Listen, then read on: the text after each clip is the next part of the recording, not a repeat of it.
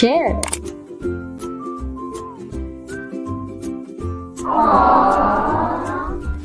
Hello there! Almost all of us are citizens of the online world, and the internet is the system that runs this world. The internet is so powerful.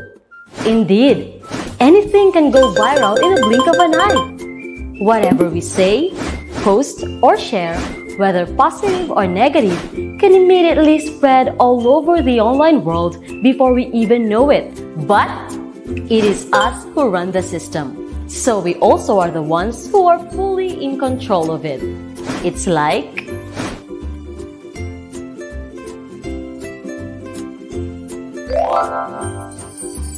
Hi dear! What is it today? Planning to update status? I just want to remind you. Use the power of the internet to spread positivity. You can also start the spread of harmful and untrue messages actually. By not passing them on to others, well, that's easy. And respect each other's differences, that's R-E-S-P-E-C-T. Respect? Well. What do we have here? Thinking of something to post? Ooh, remember that one who called you loser, fat, and ugly? You can't let him get away with it. Go ahead and bring him on social media. Dear, ask yourself first, what will be the consequences? Will it result to something good? Nuh-uh, I don't think so. However, if you get mean and bullying comments, unfollow or block them, and also those with inappropriate behaviors. Make an effort to provide support to those being bullied to lift their morale and confidence. And kids, don't ever hesitate to speak up against and report online bullying. Now, to whom will we listen to? Aha! I think I know what to post. Treat others as you would like to be treated. Hashtag be internet kind. Hashtag it's cool to be kind. Share. How would you like to be treated? Simple as the golden rule says, treat others as you would like to be treated. Respect and expect to be respected. After all, what we give is what we get. So let's choose to be kind. Be internet kind. It's cool to be kind.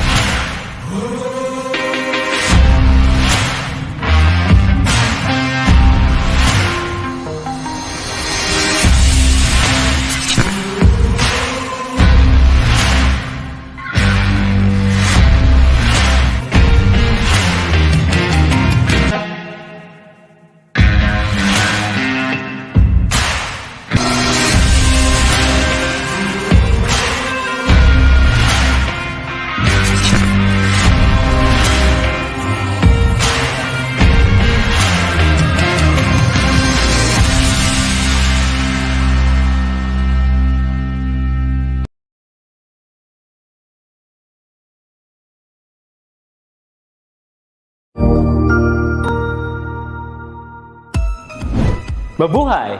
Good day to all! I am your tutor Madge. Welcome to ETUlay, a free online tutorial, an initiative of the Department of Education, Information and Communications Technology Service, Educational Technology Unit, ICTS EdTech. This program is aimed at helping and assisting learners from kindergarten, senior high school, ALS, alive as PED learners.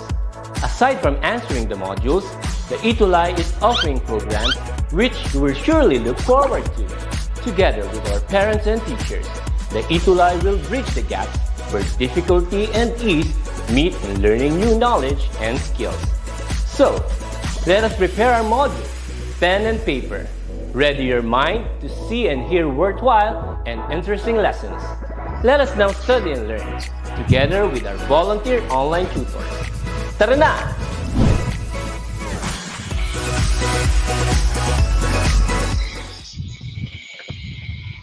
Good afternoon, Philippines! Good afternoon, learners from Luzon, Visayas, and Mindanao. And not only sa ating learners, kundi sa ating teachers, guardians, and parents who are also watching with us. And this is Tutor Jazz, your English 6 buddy. And learners, si Tutor Net ay hindi natin makakasama this afternoon kasi meron siyang importanteng meeting. Okay, but I hope na next meeting makasama na po natin ulit si Tutor Net. Okay, so let's see po muna kung sino yung mga present this Tuesday because Tuesday is our Choose English Day. Let's start with sino kaya ang ating first viewer? Oh, hello, good afternoon, Trisha, Lorraine, M. Paguyo. Happy learning, everyone.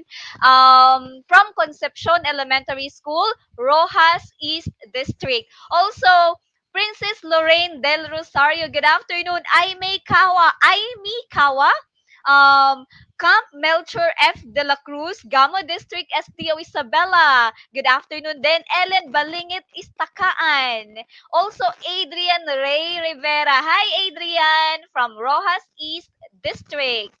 Okay, also, Marie Bianca Edra Hucamis from Concepcion Elementary School, Rojas East District. Marami tayong learners this afternoon from Rojas East District. Thank you so much, okay, for supporting our ETUlay online tutorial. Okay, and also we have here Gerald RV Dula Cantur. Happy learning, everyone, from Rojas East District as well as DO Isabela. Or also we have here who's this one? J JV Gaddy, good afternoon po. John Vincent A. Gaddy, grade 6, mabait, watching from Malauli Elementary School, Masantol, South District, SDO, Pampanga. Wow, good afternoon. Okay, and marami pang iba. And before we start, learners, okay, our English 6 warriors, please do like, okay, share this online tutorial live para mas marami pa tayong ma-reach, okay? Paki-share po sa inyong mga Facebook account na ginagamit this afternoon. Okay, so since our time is just so limited, let us now proceed to our lesson. Okay, and always remember that Tuesdays our English choose English day. English 6 is every 1 p.m. to 1:40 p.m. Okay? And since we are now on our week 3, okay, so that means we will be okay, we will be identifying we will study, okay, or let's talk about identifying the purpose and the structural and language features of various types of informational or factual text. But before we dig in, let me give thanks first to the self-learning module development team, because without them we cannot have this SLM. Okay, so thank you so much for the hard work from the writer down to the management team. Maraming salamat po. Okay, learners, please ready your pen, your activity notebook. Okay, as we start with our lesson for this afternoon. But learners, I am expecting you that at the end of this tutorial, you should be able to identify the purpose and the structural and language features of informational or factual text. Okay, you're now ready? Okay, I know that you're all ready. Let's now proceed to our what's an activity. For the direction, I want you to unscramble the letters in items 1 to 8 to form meaningful words and phrases. Then, answer questions in items 9 and 10. Write your answers on a separate answer sheet. And also, you have to comment down your answers sa ating comment box. Okay? So, let's move on to number 1. Number 1, ano kaya itong phrase na ito? Okay, please comment down your answer. Do not forget to write the number first, followed by your answer. And your time to answer starts now. Oh, Jansen Veray, informational text daw. Okay, wait a minute. Oh, ang dami na palang sagot. Wait. Okay, so Mark Platon, informational text as well. Like Aliyah, Inaj Erica, Trisha Lorraine Paguyo, and then Haina Bagain. Okay, informational text is correct. Okay, how about for number 2? Look, what is in number 2? Right, number 2, write the number first, followed by your answer. What is number 2, my dear English 6 warriors? Number 2 is, what word is it? Wala pa akong nakikitang sagot for number 2. Nasa number 1 pa lang sila. Ano po kaya ang sagot for number 2? Oh, may nakita na ako. Jansen Veray sabi structure daw. Is that right? And that is correct, Jansen. Good job. Okay, how about for number 3? Okay, what about this word? You have to unscramble it so that you can form a meaningful word out of these jumbled letters. Number 3, learners, what's your answer? Tan tararan taran. And 1, 2, 3, and time's up. Okay, the correct answer for number 3 is, okay, sabi ni who's this one? Uh, oh, okay, sabi ni Enrico Dalupan. What's that one? Nonfiction. Okay, si Gwyneth Angeline, nonfiction din. Okay, and okay, oh, may nagsagot ng conflict. Sige, tingnan nga natin kung anong tamang sagot. Okay, may confliction, may conflict, may nonfiction. Ano kaya yung tamang sagot sa number 3? Well, then the correct answer is nonfiction. Are you familiar with nonfiction? Let's talk about that later. Okay, now let's move on to, okay, let's proceed to number 4. How or what about this word? What is this number 4? Number 4, learners. What do you think is it?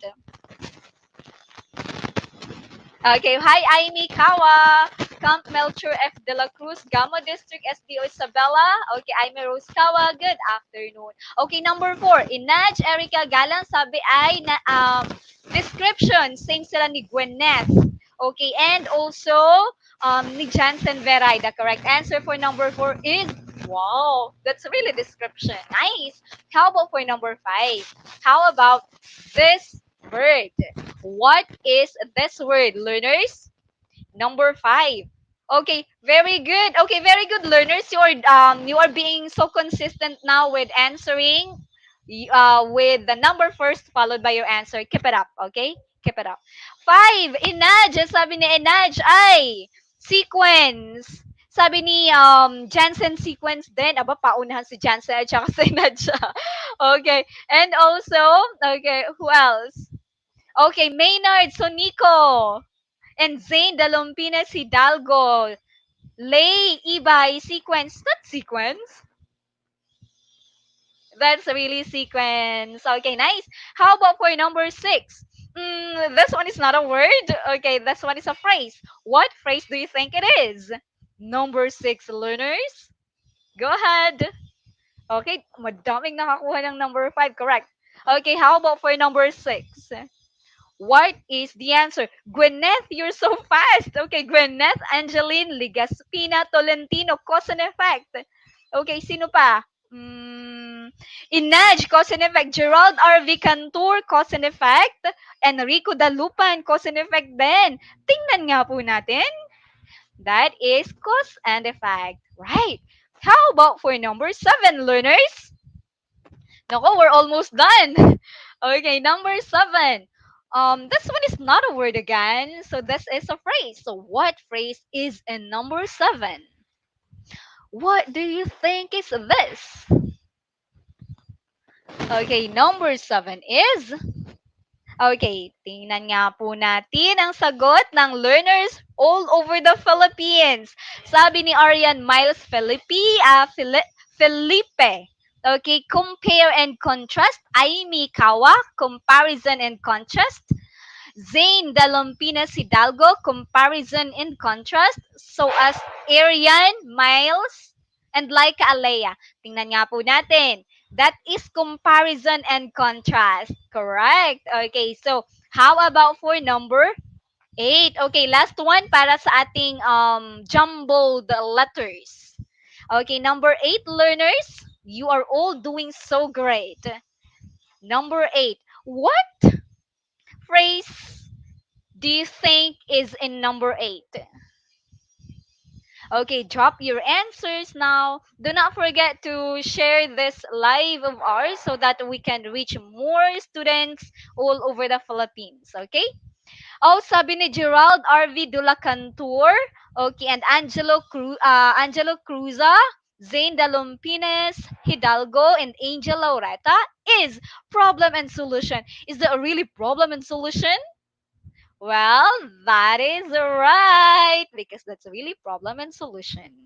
Okay, very good. You're able to do 1 to 8. Now, let's have this number 9 and number 10. Okay, for number 9 and number 10 learners, I am expecting different answers coming from you. Okay? So let's have this one.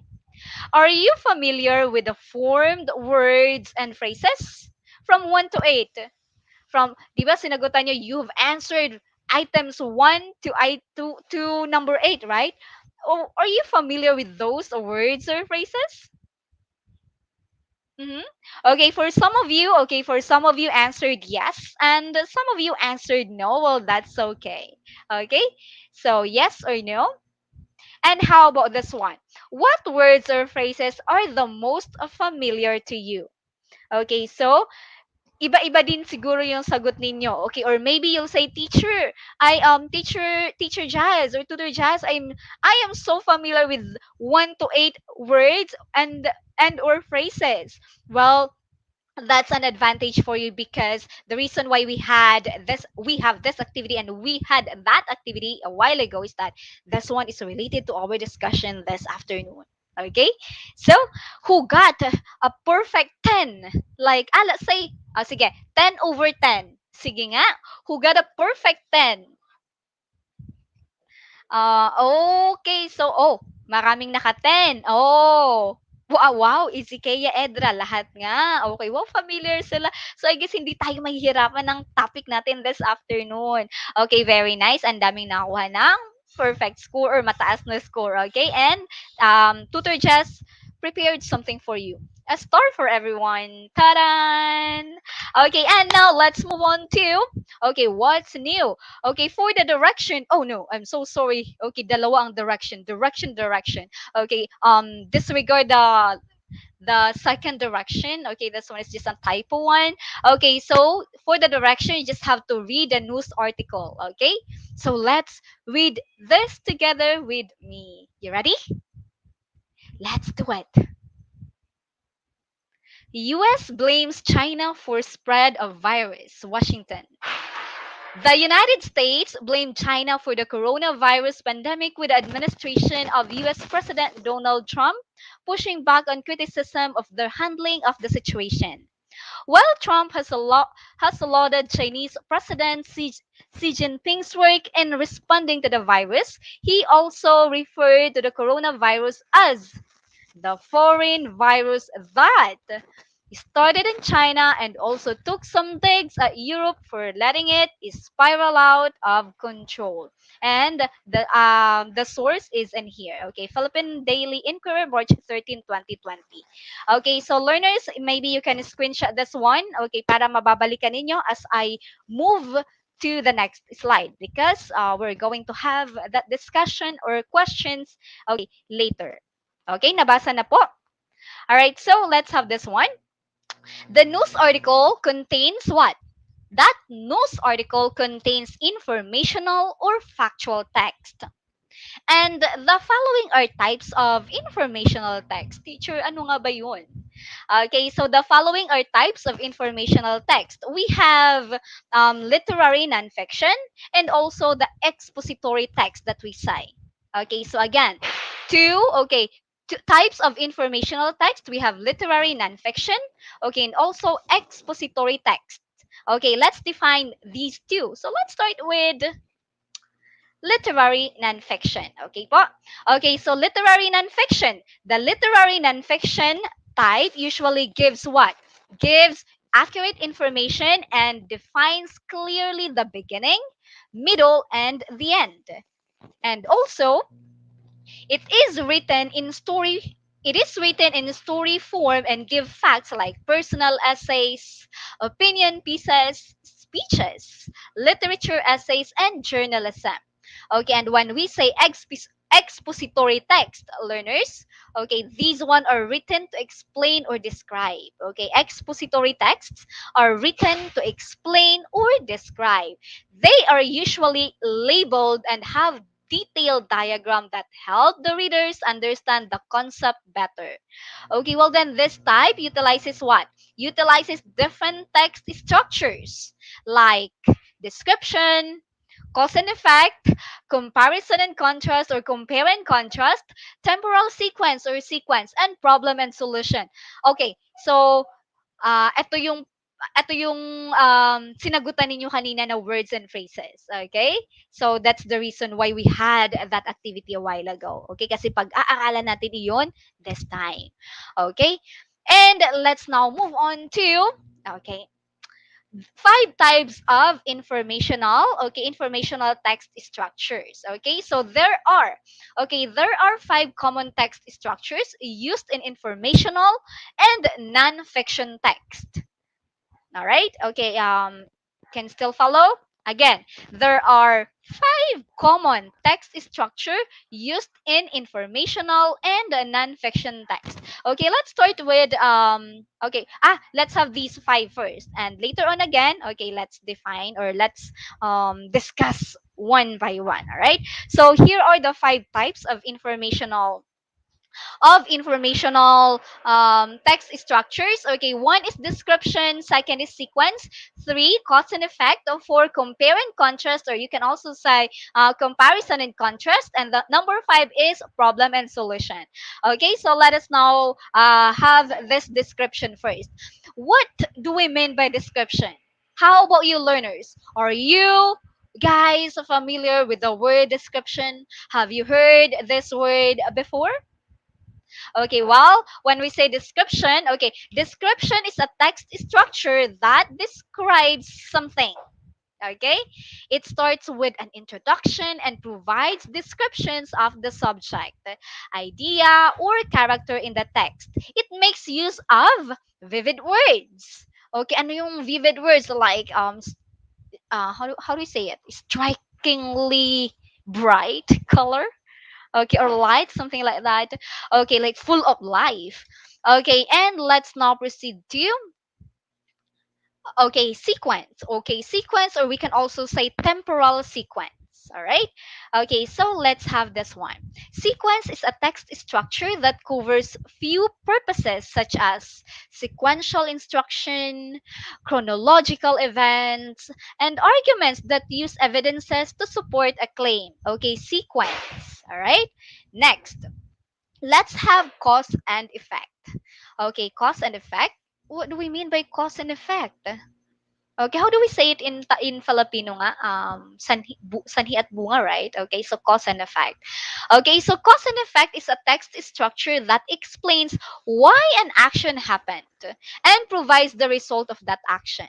Alright? Okay, so this structure becomes complex when the effect has multiple causes or vice versa. This is usually encountered in historical text. Okay, I know that most of you are now familiar with cause and effect. Okay, sanhi at bunga. Next one, okay, we have the compare and contrast, or we can also say comparison and contrast. Okay, when we say compare and contrast, okay, this one is a text structure that involves a comparison of two, not just two, okay, we can say two or more persons, animals, things, or concepts, revealing how they are similar and how they are different. That's how we really do it when we are doing the comparison, the comparison and contrast, right? When we compare things, okay, and when we contrast, tinitingnan natin, ano nga ba yung pagkakaiba ng dalawang bagay na to? Ano yung pagkakaparehas nila? Okay, that's how we do the comparison and contrast. Okay, and number five, learners, we also have problem and solution. Okay, so we believe that sa bawat problema, laging may solusyon. Okay, same as in here. Okay, problem and solution is a text structure that involves two parts. Okay, two parts. The author identifies a problem and details a solution. Okay, so as if we're gonna apply this one in our real life, okay, we can always say that in every problem there's a solution. Okay, so one more time, learners. Okay, we have talked about the five types of informational text structures. Ano nga po yung limang informational text structures that we have discussed a while ago? We have description, sequence, cause and effect, compare and contrast, and number five, problem and solution. Okay, great. I hope that you can still follow. Okay, so as a learner, you must learn to distinguish these five text structures and study their components to fully understand and analyze informational text. Okay, whether they are reading textbooks, new articles, or literary nonfiction. Okay, so let's now proceed to patterns of text structure in informational text. Okay. Oh, hi, how do you pronounce your name? Ezekiela Edra, watching from San Pedro Villa Concepcion Elementary School, Rojas Isabela, grade 6, Pluto SDO Isabela. Good afternoon. Okay. Oh, very nice. Si ano si Gwyneth Tolentino, sinamarize niya yung ating pinag-usapan kanina. Okay, so let's have these patterns first. Okay, let's have this description first. As you can see, learners, we have put this one in a table, and you can see the text pattern, the definition, and the keywords. Also, the example. Okay, so example so that we can easily understand. Okay, these things. So let's start with the description. Okay, description uses language to help the reader form images or visualize processes. Keywords natin dito for the description. Descriptive details. Okay, words like on, over, beyond. Let's take this for example. My niece is adorable, witty, and playful. She loves to play with her toys. She is curious to know how her toy cart moves, so she tries to dismantle the parts and assemble them again. Maybe in the future she would want to become a successful engineer or a scientist. Okay, so in here, description. Okay, we are, how do you say that? We are describing the niece. Okay, the niece here is adorable, playful, and witty. Okay, so that's for description. Now let's proceed to the next one. We also have temporal sequence or a sequence. Okay, present ideas, okay, or events in order in which they happen. Learners, sa sequence or temporal sequence na sinasabi natin, okay, so ito yung pagkakasunod-sunod, which comes first, the second, and the last. Okay, so makikita ninyo dito sa ating keywords, you can really see there first, second, then, finally, before, after, next, earlier. Okay, and in English we also call it like time order, right? Okay, and here's the example. My uncle Zyrel was born in Rojas City in 1963. He was the youngest son of the family. First, First, okay, the keyword. He graduated from elementary in 1975. Next, oh, another keyword yun na. He graduated from high school in 1979. Then, Another keyword, learners. He got married. 3 years later, he took an engineering course. Now, okay, another keyword. He is a successful engineer. Okay, so that is an example of temporal sequence or a sequence. Okay, it shows the order. Ano yung una, pangalawa, and then the final. Okay, the final thing. Next one is we have the cause and effect. Okay, cause and effect provide explanations or reasons for an action or a phenomenon. Why these things happen? Kasi ito yung sanhi, kaya ito yung resulta. Okay? So, may sanhi muna bago yung bunga, right? Okay, so the keywords that we can have here in cause and effect are these. Okay, are these words or phrases? Because, since, thus, so that, if, then, therefore, nevertheless, due to, this led to, as a result, then, so for this reason, on account of, consequently, right? Okay, so that's cause and effect. Okay, halimbawa, oh, nagugutom na ako ngayon. Okay, that's the result. Gutom ako ngayon. Bakit kaya ako gutom ngayon? Kasi hindi nag-lunch. Okay, so, talking about cause and effect, okay, provide explanation or reason for an action or phenomenon. Okay, so are you still with me? Let's move on. We still have more. Okay, let's move on to our okay, example po muna. I'm sorry na forget the teacher example. Okay, so here, example ng cause and effect. Every morning before Kim goes to work, she sees to it that she waters her gomamela plant. As a result, oh, that's the keyword. The plant blooms and grows healthy. Her neighbors love watching the growing plants. Okay, so ayan, yung plant daw ni Kim ay what was that one? Grows healthy. Bakit kaya? Okay, hindi naman dahil wala tayong ginawa and then it grows healthy. All right? So may ginawa si Kim, that's why it grows healthy or healthier. Okay, anong daw ginawa? Plant grows healthy. What's the one? Okay, ayun. She waters her gomamela plant. Okay? Bago siya pumunta ng trabaho, she's making sure that she always waters the gomamela plant. So that's why, as a result of that action, so yung gomamela plant really grows a healthy one, a healthy plant. Okay? Can still follow? Oh, hi, Tricia Lorraine Paguyo, still watching and listening po. Thank you so much for still being there.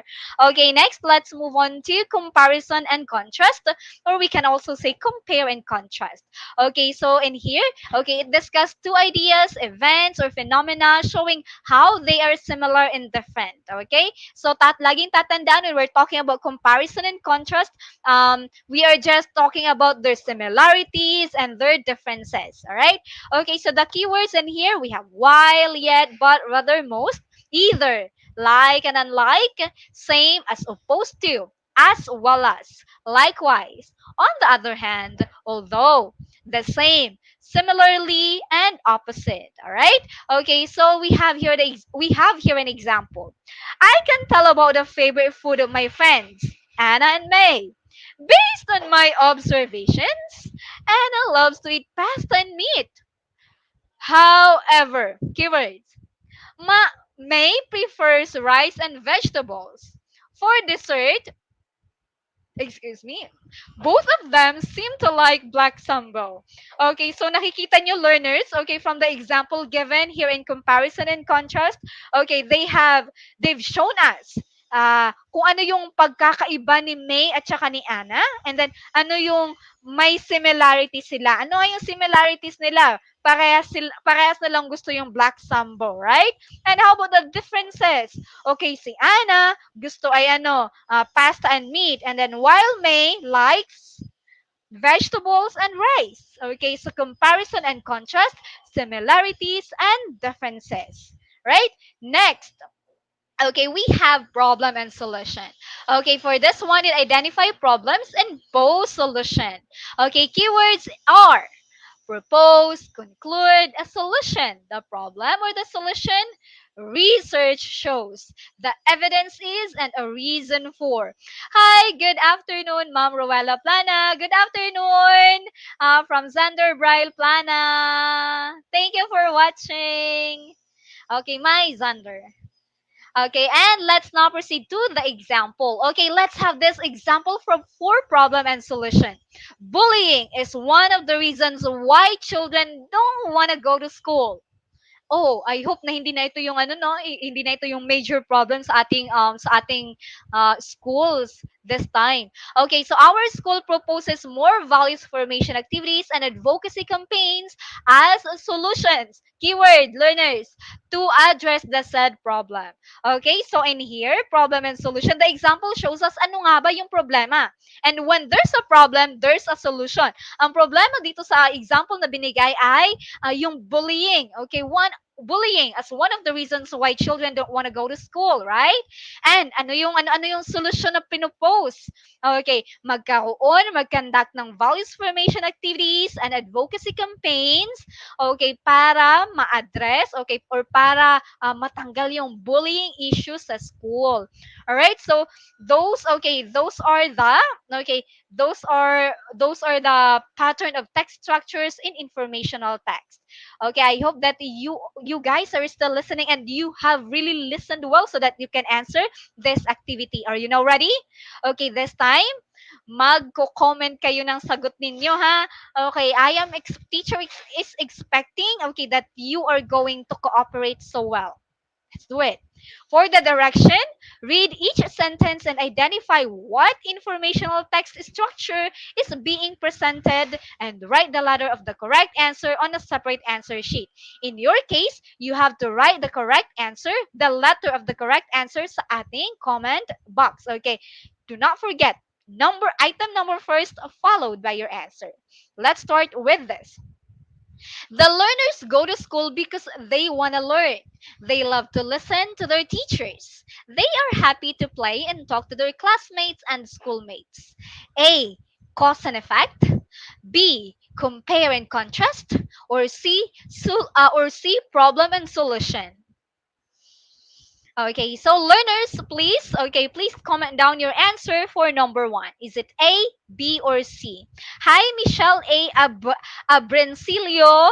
Okay, watching from Abangan Sur Elementary School. Okay, Mark Platon, Gerald, and Julian. Okay, A, cause and effect. Okay, tingnan nga natin. Ang tamang sagot ay cause and effect. Very good, Gwyneth. Okay, Laika Jensen. Okay, Angelique, Bianca, Princess, Izikea, Edra. Very nice. Okay, number two. COVID-19 is a very hazardous disease that easily transmits from one person to another through coughing, sneezing, or simply just opening one's mouth. A. Description. B. Problem and solution. Or C. Cause and effect. What is your answer for number two? Aba, kabilis sumagot ni Gerard. Okay. Ang sagot ay A daw. Adrian Miles Felipe, A po. Okay. Adrian Ray Rivera, A. Gerald R. Cantor, A. Gwyneth, Mark Platon, C. O ano kaya yung tamang sagot? May letter A akong nakikita at may letter C.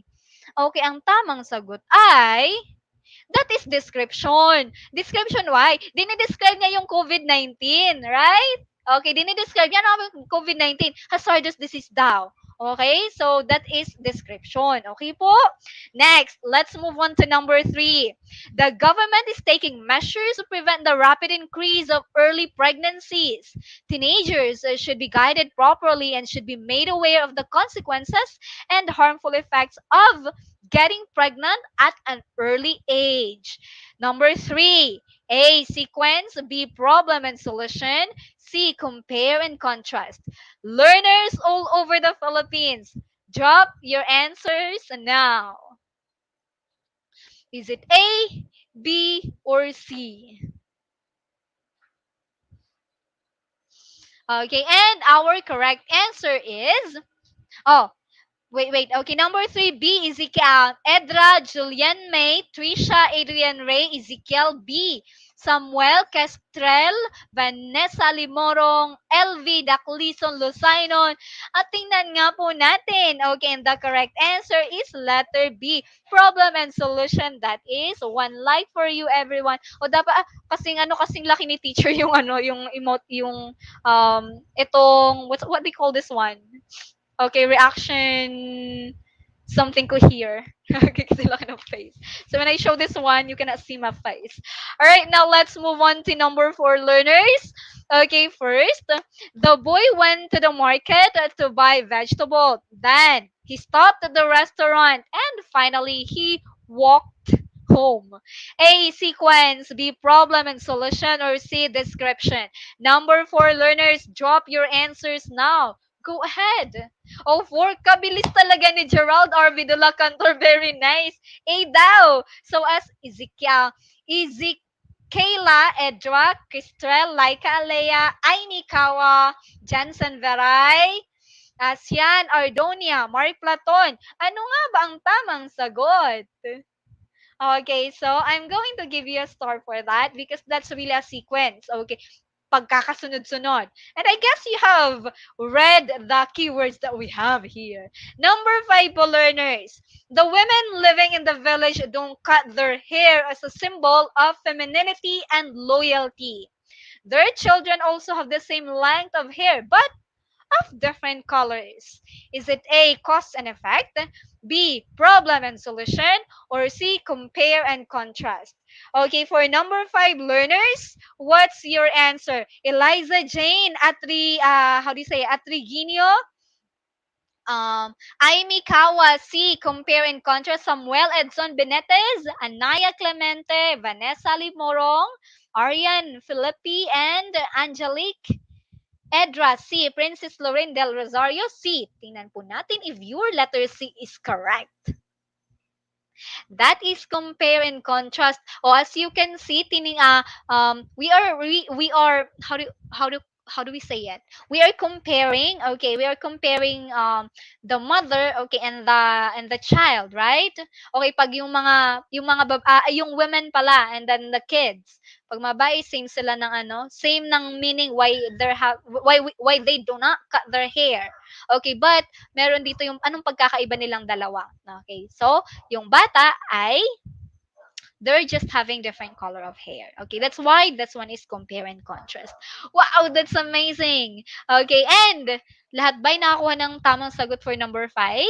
Okay, can you give yourself a good job? Okay, good job, Sal. Because Tutor Jess is not there to tap your shoulder and say good job, anak. Okay, so you do it for yourself. Okay, since we're just having the virtual one. Now, okay, let us summarize what we have studied or what we have learned for this afternoon.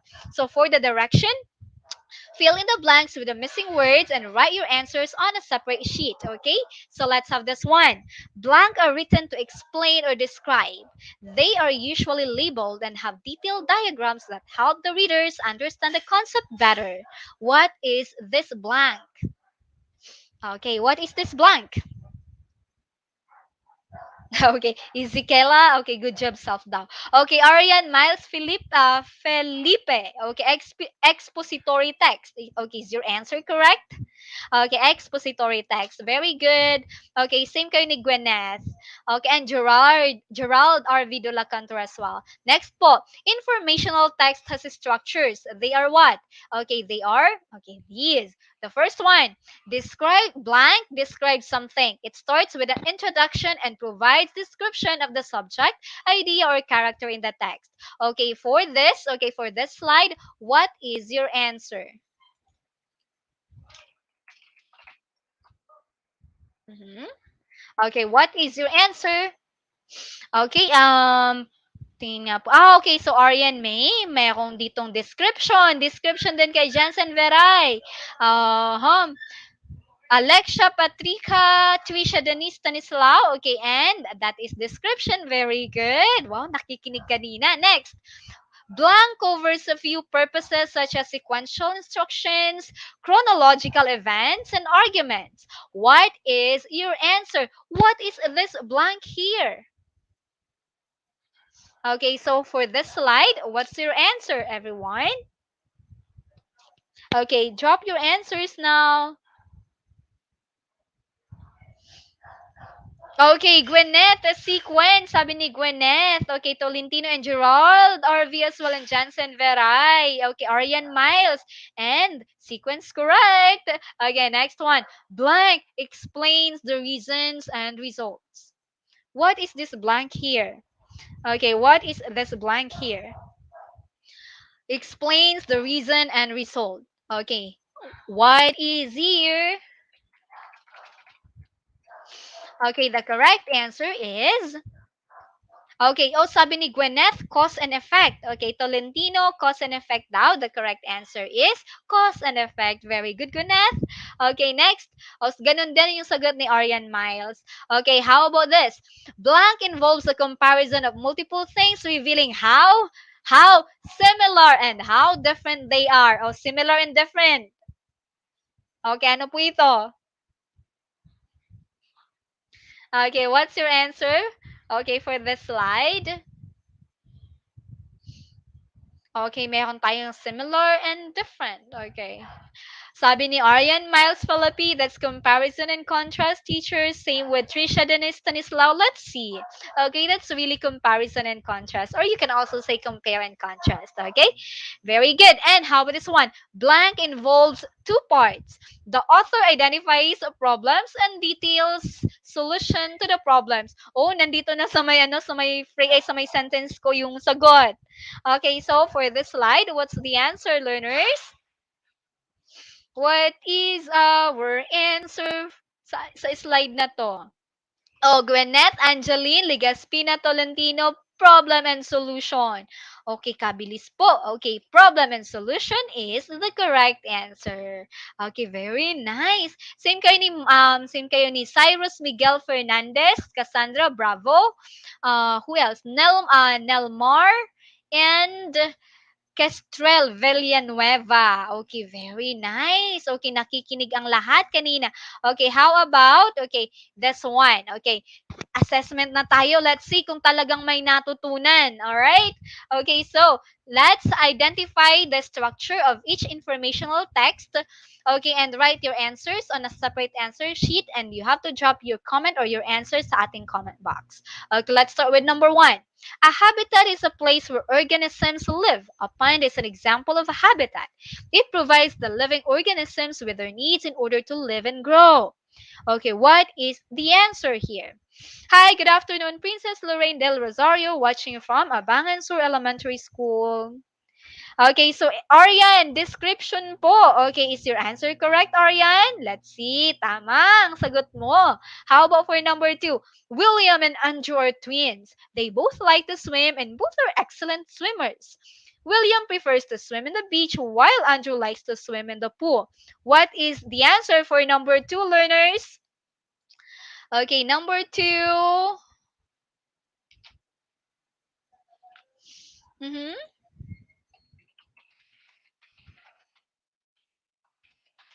Okay, so the correct answer for number 2 is, oh, wala pa akong nakita sa gusto naman. Ay, meron na. Comparison and contrast, sabi ni Jansen Veray. Okay, ni Gwyneth. Who else? Ni Dulacantour and Ariane. Is that correct? Okay, and that's really compare and contrast or comparison and contrast. Okay, number 3. El Nino is a phenomenon that brings heavy rains. As a result, it can affect the growth of crops and can create problem in food storage. Number 3, learners, the correct answer is okay, number 3. Okay, come on, drop your answers now. Hi, Edison J. Borja, watching from QCS. I don't know what that's QCS means. QCS, Quirino District. Okay, so number 3. Okay, cause and effect, Jansen Veray and Ezequiela. That's correct, cause and effect. Number 4. The man wanted to reach the top of the mountain and so he decided to explore it with other travelers. Okay, number 4. What is the answer for number 4, learners? The man wanted to reach the top of the mountain and so he decided to explore it with other travelers. The correct answer for number 4 is wala pang nakikitang sagot si teacher. Puro number 3 pa. Ayun na kay Gwyneth. Problem and solution. Is that right? Okay, that's really problem and solution. Very good. Same kayo ni Aimee Kawa. How about for number 5? The policeman is on duty. To prepare himself, he does the following. First, he takes a bath. Second, he wears his uniform. Third, he eats breakfast. And finally, he sanitizes himself. Okay, for number 5, learners, the answer is, oh, sabi ni Kyle. Okay, that's a sequence. Ano pa? Sino pa? Ganun din kay Gerald R. Vidalacantor. Is that really sequence? Well, that is right. Okay, good job everyone. Nakakuha po ba ng perfect score? Okay, teacher is so proud of you. Okay, so for our additional activity, learners, I want you to read a paragraph, then look for the sample for each text. Structure inside the box. Write your answers on a separate answer sheet. Okay, and screenshot this one, learners. Okay, just screenshot, and I am going to upload this one. Okay, this additional activity doon sa ating dito sa ating, how do you say it, Facebook page. Okay, English 6 DepEd ETUlay with tutors Jess and Neth. Okay, tapos doon kayo mag-submit ng inyong activity work. Okay, your answers sa ating additional activity, okay, work. All right, so eto po yung gagawin ninyo. Okay? So, you have to write from description up to problem and solution. Okay po? Screenshot, but don't worry kung hindi man may screenshot, isasend ko po sa sa GC, not sa GC, doon sa Facebook natin. Okay, well then, that's so it. It's already 1:45 now. Teacher went overtime. Okay, so, before we end this episode, okay, here's our feedback form, because we always love to hear comments from your feedback from you. Could it be like a positive or negative one? Okay, just please do it. Okay, let's have okay, just always remember that Tuesday is our Choose English Day. I am going to see you again next Tuesday every 1 p.m. I mean at 1 p.m. to 1:40 p.m. I hope that you've learned something tonight. I mean this afternoon, learners. And let me end this episode with this quote. Stop saying I wish, start saying I will. My hope, learners, that okay, you'll never say I wish I know that too. Okay, but teacher is really looking forward that you'll say I will learn that too. Okay, have that heart. Okay, then I always say wish, please do it. All right, so that's all for this afternoon. Okay, thank you for being with teacher all throughout this episode. Okay, and once again, this is Tutor Jess from San Lorenzo Ruiz Elementary School, STO Pasig City, your English 6 buddy. Bye for now, and learners, okay, good job.